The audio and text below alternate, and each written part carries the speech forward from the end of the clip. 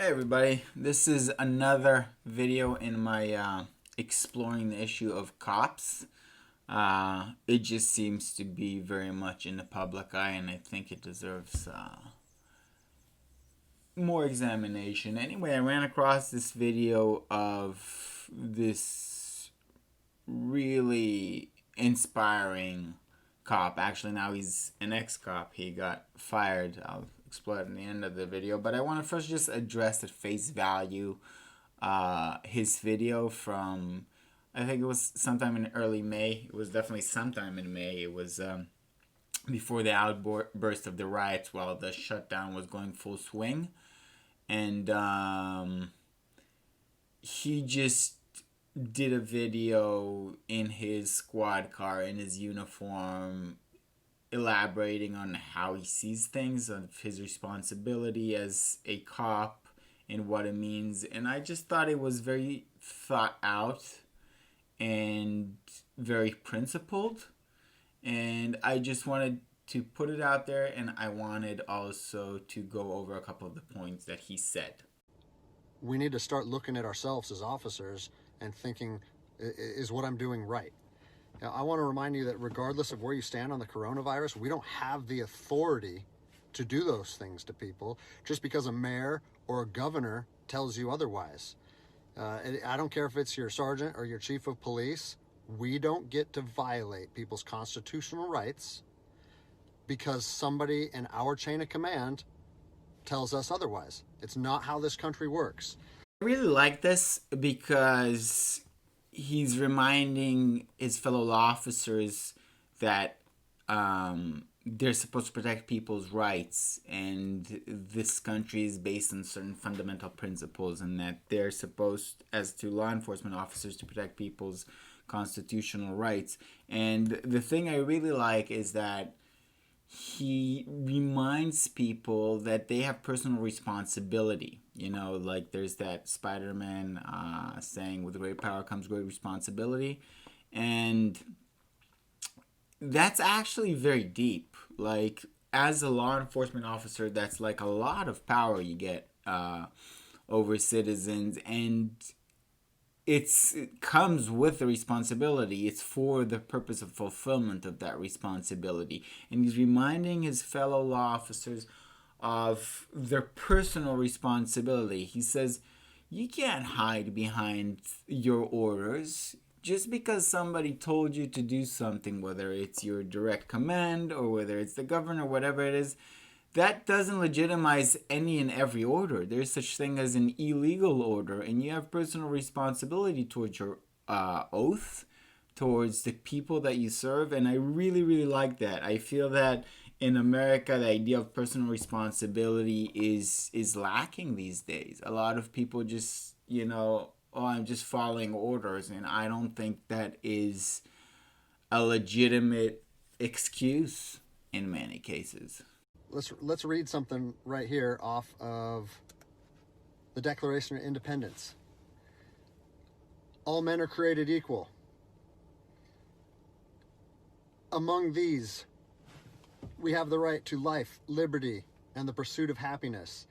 That to secure these rights, governments are instituted among men, deriving their power from the consent of the governed, meaning our power and any government official's power is derived from the people. Okay? We don't hold power over our citizens. It's contradictory to everything that our country stands for. Yeah, I really love this. What Greg does here, he's reminding his fellow law officers and people in general that this country was founded on certain principles and an idea that was pretty revolutionary in its day, that the state, the government, is there in order to serve the people. Like, people don't really realize this, but in the time of the foundation of the United States, during, when it declared its independence, most of the world was constituted from monarchies. Most of countries were monarchies. Like, this is way pre-World War One. This is like 18th century. So there were republics in the past. Sure, there was, like the Greek cities, and there was Rome before it became just an empire. But they were few and far between and didn't last very long. And the founding fathers were very well aware of the history. And this idea that, we could have a country, we could have a government without a king. And the purpose of the government is to serve its constituents. That was revolutionary. And that's the foundational idea of the United States. And being that as it is, law enforcement officers are there in order to serve the people. And their power derives from that. It is not inherent. They aren't above people. They're serving the people. They are given the power by the people in order to serve the people, in order to keep the peace, in order to enforce the law. So I really like this, where he goes back to the basis, to the foundation, and he reminds people where their power stems for and what it's for. I think what is going to happen if this continues is we're going to see bloodshed in the streets, okay? I don't want to see bloodshed in the streets on either side of this coin. I don't want to see fellow officers get injured or killed, and I certainly don't want to see citizens get injured or killed. Amazingly prescient. This video was posted on May 5th, and now we're at, June 9th? 10th. Now we're at June 10th, and there's already been at least 9 dead from the rioting, protest, mix of both. I mean, the rioting was sparked on the basis of race, like the murder of George Floyd and all the outrage that it sparked. So it's not ostensibly over the shutdown, but I do suspect that it contributed a lot. There was a lot of frustration, I feel, because people were cooped up. People weren't working, so they were more free to get up to no good. I think there was a lot of pent-up pressure. Yeah, it's just, it's tragic and nonsensical, really, to, have all these people killed to protest killing. It doesn't actually make any sense. You don't get to just say, well, I'm doing this because I was told to do so, or I'm following orders, or I need to keep this job. Guess what? I need to keep this job more than anybody. I have 3 young children. I have 2 houses. Like, I have the same sob story that the rest of you guys have. But my personal choices and my living arrangements, no matter what they are, don't allow me to trample on people's rights. And I don't understand why that concept is so hard for people to understand. Listen, you need to stand up for what's right. You need to, if you're part of a department or an agency that is asking people or asking their officers or their deputies to impose on people's rights and infringe on their freedoms, you need to step up and say, no, that's not me. That's not what I signed up for, and that's going against my oath. And if that costs you your job, so be it. At least you'll be able to look at yourself in the mirror at night.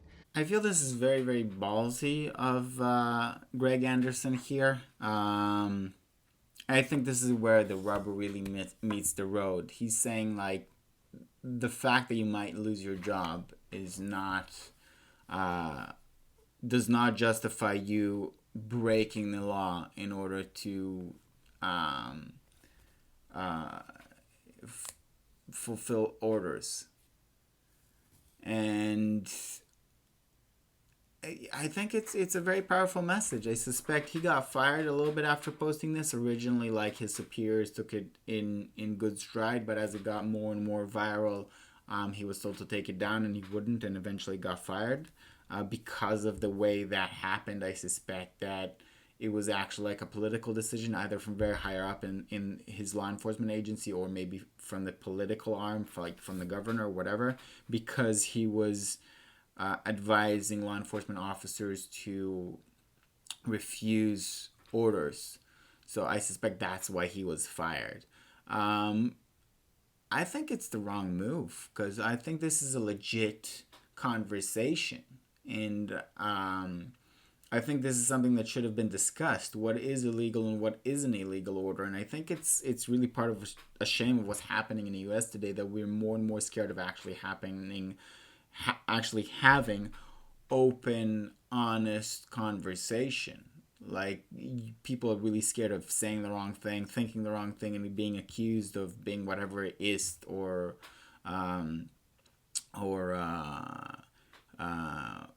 obic, might be flung at them. And the willingness to pay a personal price for your conviction is very, very important. And I feel this actually very personally as a Jew, because a lot of the Germans in World War II during the Holocaust were just following orders. There's a very good book called Ordinary Men, which describes the processes of the police units that were sent to Poland, which were pretty like normal people. They were just, cops, older. They didn't grow up under like Nazi propaganda. They weren't youths.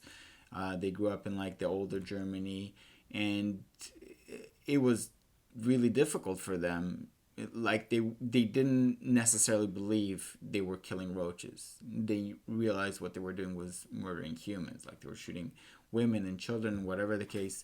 And but what enabled them to do that, what drove them to do that, was this idea of we have to fill out orders. We have to fill out orders. And that's a very extreme example, given, like, I don't want to compare, like, the pandemic shutdown to an order to murder human beings, but we learn about the principle of things by giving examples from the extreme. Like, I think the idea that you part of your job is to not fill out any order you're given, I think that's very, very deep, and I think that demands conversation. I think a good thing would have been on the part of law enforcement to have this conversation of what's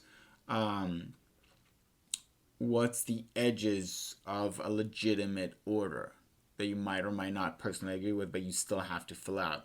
And where does an order become an illegal order that you shouldn't fill out, that you should refuse, whatever the personal price is? This guy is really, I really respect him, because he's obviously principled. Whether you agree with his specific principles or not, like, I think the place he's coming from is unarguably legit. It's a high place. I think he's a good example for people. So I'll leave you with this, something that I learned as an E-nothing in the Army. No matter what situation you're put in, if you look inside yourself and ask yourself one question, am I doing the right thing? You ask yourself that, you know the answer. And no amount of money or no order or law or anything should be able to make you go against doing the right thing. So I'm imploring officers to look inside themselves and ask themselves, is this what I want to be doing to my citizens? And I think the answer is clear. And if we all stand up together, guess what? It'll be a non-issue, no factor, because people and law enforcement will be united like we should be. I feel like Greg Andersen deserves applause, and I feel that it's shame that he got fired over this, because he's obviously a very principled human being and was a very principled law enforcement officer. I really wish him the best and good luck. That question, am I doing the right thing? it's coming from that place is definitely the right place to come from as a law enforcement officers. And to be fair, it's the right place to come from whoever you might be. I think our current rioting, like a lot of the rioters, should be asking, am I doing the right thing? I mean, people are saying they're protesting for black people, and yet they're burning down all of these black businesses, they're murdering black people. Like, that doesn't actually jive with the declared purpose of what you're doing. And to circle back to law enforcement, I think this is a great example that we have a lot of very principled law enforcement officers. Greg Andersen was definitely an example of one. I think his call out in the end for law enforcement and citizens to work together, to trust each other, I think that's really where we should be heading. You shouldn't be throwing out the baby with the water. Just because there are a few bad apples doesn't mean that you should tear down law enforcement. That's ridiculous. And to be fair, I think there are fewer and fewer bad apples. There aren't actually that many cases of killing of unarmed black people. There aren't that many cases of killing of unarmed people in general, and there's less and less every year. Like, actually, law enforcement officers are much likelier to be killed by black people than black people are likely to be killed by law enforcement officers. And I think there's some room for thought there.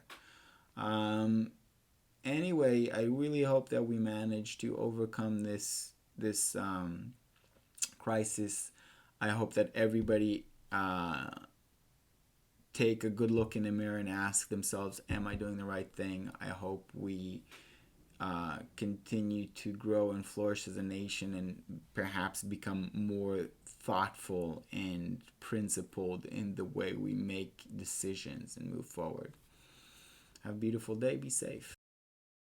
A PS, if you will, that I wanted to add is I think that our country would be well served and our communities would be well served, black and otherwise, by protesting law enforcement officers like Greg Andersen being fired. I think that's like a much more worthy goal. We should be striving to have better, more principled law enforcement officers, to get rid of the bad ones, and I've showed one in a previous video, and to make sure the good ones stay.